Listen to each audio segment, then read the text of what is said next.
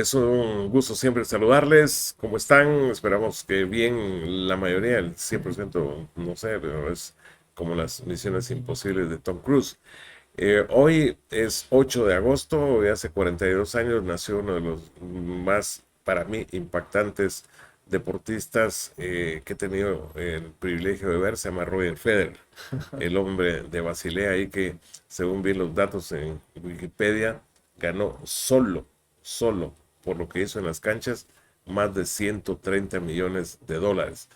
Y eso es porque él ganó mucho más que eso, de esa cantidad, más del doble o triple por los contratos publicitarios, sobre Sí, todo con la firma de relojes Rolex que lo tuvo, pero como que fuera su logotipo.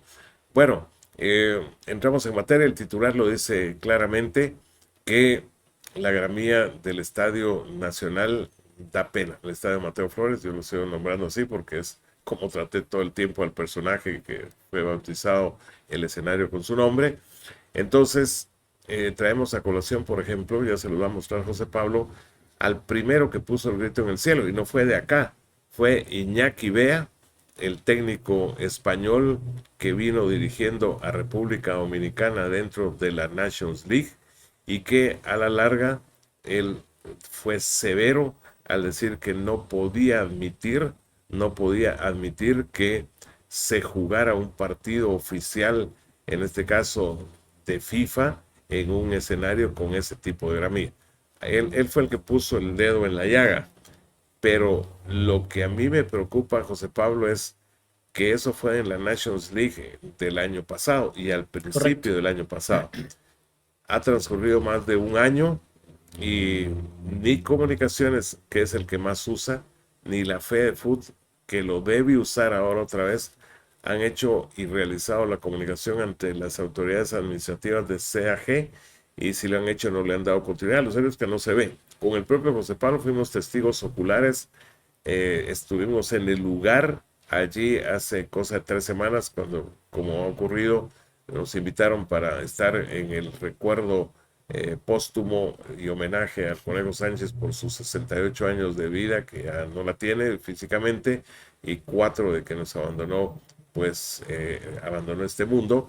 Y ahí estar en la gamera, como que estuviera una especie de colchoncito, que es el tobillo se movía un poco porque precisamente no está en las mejores condiciones, además de alta. Te recordarás que me hiciste el Sí, comentario de alta cuando atravesamos un sector. Ahí hay algunas tomas recientes también que ha logrado capturar José Pablo para mostrárselas, pero ya estando en el propio terreno, y nosotros estuvimos en la parte que va del sur hacia el centro y hacia la tribuna para hacerles más gráfico el panorama, y eso no ha cambiado. Entonces ahora ya apareció otro que protesta, que esta tarde noche con su equipo ya se encontró con la desagradable sorpresa del mal estado de la gramilla. No pensé encontrarme algo así, dijo quién. César Eduardo Méndez, que ahí se los muestra justamente José Pablo, en lo que fue la comparecencia del técnico uruguayo junto a su defensa Manuel López en la conferencia de prensa oficial de CONCACAF, y que a un técnico que jugó en esa gramilla también con Municipal y en alguna ocasión cuando vino con sus Chitepeques, y se ha encontrado con ese panorama para un juego internacional, diciendo aquí qué está pasando, qué no se está haciendo. Pues yo digo, la palabra para mí más que encuadra es inacción. Quienes tienen que tomar y asumir esas acciones no las han realizado, y si ahora lo van a hacer, lo van a hacer, yo digo, tarde. Solo como sí. hay un programa de colegas ahí que sería para chapucear la cosa, o sea, los colegas del chapuz de una emisora colega. Bueno, entonces eso, más el agregado de que estamos en cuenta regresiva, porque ahora nos queda un mes menos un día para el primer juego de dos, uno tras otro, 7 y 10 de septiembre, contra El Salvador y Panamá, por puntos de la National League y con la obligación de ganarlo los dos para competir con el mismo Panamá, que luce como el fuerte del grupo, aparte de que ahí también está Trinidad y Tobago. ¿Qué te parece ese problema en torno a nuestro principal escenario y particularmente su famoso tapete verde? ¿Qué ¿Qué tal? tal, Gustavo? ¿Qué tal a todos? Un gusto, como siempre, saludarlos, acompañarlos. Pues es la historia de nunca acabar. Lastimosamente, es una falta de interés. no lo veo de otra forma, porque que digan que no hay dinero, que no hay recursos para pensar en mejorar la gramilla de un estadio, me parece que no, o sea, no es una excusa válida, simple y sencillamente no les importa, Gustavo, o sea, no hay un interés, piensan que basta con que esté la gramilla, sea como sea, en el estado en el que esté, y que es el futbolista el que tiene que hacer la diferencia para poder sacar los resultados. Eh, yo sí creo que es vergonzoso, triste que esa sea la mentalidad de la gran mayoría de directivos, ¿verdad? Del país, porque no estamos hablando únicamente del Mateo Flores. Yo sé que ahorita nos enfocamos o nos focalizamos en esto por el partido que tiene Cobán, por las declaraciones que ha dicho su técnico y demás. Sin embargo, en la primera jornada el estado pensativo dio pena. O sea, de eso daba vergüenza. Parecía que topos tenían de mascotas en el estadio Y esa es otra sede de selección. y es otro de los estadios de selección. Y digamos que regularmente son como de los mejorcitos, llamémosle así. Entonces uno dice, la situación es muy fregada porque en verdad yo me pongo a pensar qué otros estadios hay. El Manuel Felipe Carrera del Trébol no es un estadio para pensar en selección, ni siquiera tiene alumbrado. Empecemos por ahí. Eh, el Estadio de Cementos Progreso, que es de la iniciativa privada, está en remodelación. No le han terminado de cambiar en este caso la gramilla, así que no se puede usar. Y de ahí ya no hay muchos estadios, salvo que nos vayamos a Shell a jugar, que Que por cierto, la mía la vi bastante se bien el ve partido con los Cremas. relativamente decente, se ve bien. Ahí el problema es el aforo, ¿verdad? Un poco el aforo, las condiciones y demás, que no está aprobado por CONCACAF. Esa es la razón por la cual Shell ahora no puede jugar ahí, ¿verdad? Y que es triste porque uno se pone a pensar cómo es de que antes, y usted se recuerda cuando Shela eliminó a las Chivas Rayadas del Guadalajara, jugaron en su cancha, en su estadio. Y porque antes sí lo aprobaban y ahora no, porque ha habido un retroceso en ese sentido. O sea, porque no hemos podido ir mejorando y decir vamos a hacer nuevos camerinos, mejor alumbrado, porque han pasado 10 años y es necesario. Es que la infraestructura hay que darle remodelación.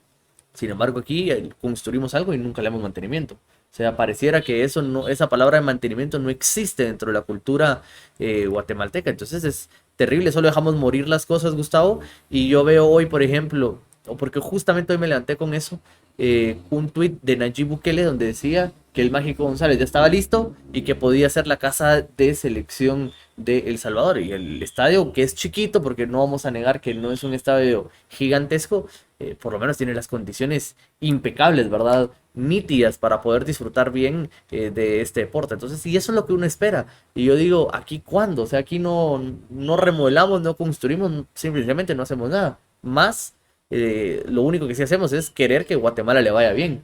Pero así no se puede. O sea, es cierto, si queremos que el futbolista juegue mejor, hay que darle condiciones, hay que darle armas, ¿verdad, Gustavo?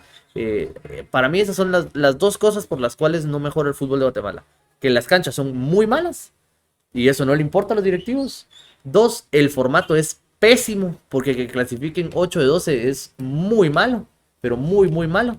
Y tres, el tema de las condiciones, ¿verdad? Que se juegue a las 12, que se juegue a la 1, que se le quiera seguir en pleno 2023 sacando provecho, beneficio al clima.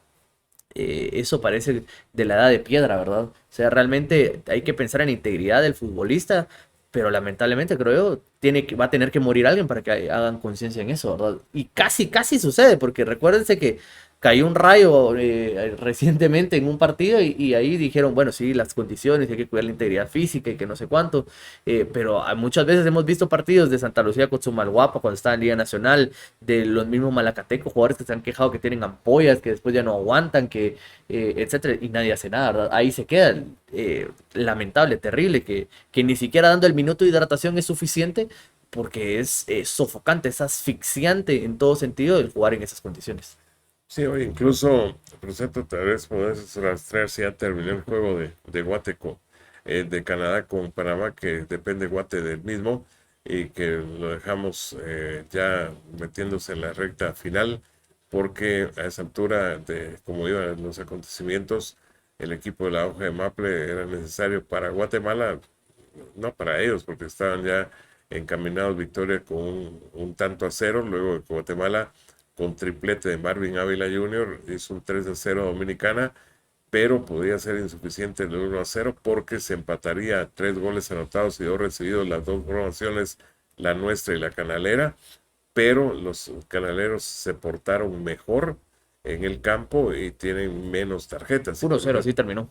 Terminó. Sí. Entonces nos quedamos, así que otra vez lo de los goles, ¿verdad? Eh, bueno, en este caso específicamente por lo de las tarjetas, o sea, la disciplina en el campo, el famoso fair play, y Guatemala y Panamá terminan empatados a 4 puntos. Los canaleros con los que se igualó en el primer partido pasan por esa parte reglamentaria que lo sabían los técnicos y todo, y ahí García de un lado y su colega del otro, y entonces nos pasa factura y no se avanza a cuartos de final, integrando el grupo C con los canadienses de puntaje perfecto, porque 3 victorias en otros tantos partidos. Sí, es la historia de nunca acabar, Gustavo, de que siempre necesitamos un resultado y se da otro, ¿verdad? El siempre tener que depender de los demás, eso es terrible, creo que va a seguir pasando, no solo ahora, sino seguirá sucediendo lamentablemente a futuro y son cosas, ¿verdad? Que en algún momento puede que la vida juegue a favor de nosotros, pero históricamente siempre ha sido al contrario, ¿verdad? Siempre necesitamos empatar y se pierde, siempre necesitamos ganar y se empata y nos quedamos ahí muy cerca. Ojalá se le pueda seguir dando continuidad a este tipo de selecciones. A mí, si hay algo que resalto y sí elogio, por ejemplo, del actual mandato de la federación, es que sí le están intentando dar cierta importancia, cierta relevancia a los procesos, ¿verdad? La sub-15, sub-17, sub-20. Sí se ve que hay por lo menos un trabajo y que se esfuerzan en conseguirles campamentos, en conseguirles recursos, inversión, ¿verdad? Mandarlos a capacitar, a jugar, y eso es bueno, ¿verdad? Porque por lo menos le están dando importancia a lo que en un futuro será posiblemente la base de selección. Muy bien, pues un mensaje subliminal a través de mi camisa. Ahora le vamos a Cobán, porque Cobán es el que en cuestión de poco tiempo, de un par de horas a esta altura que estamos con ustedes, va a iniciar su batalla contra Universitario, que antes fue el Chorrillo de Panamá, y luego se fusionaron, ahora se llama Universitario, que viene de empatar a uno con Olimpia. Así que Olimpia es el actual campeón defensor de ese certamen centroamericano. Gusto saludarles. Hasta mañana.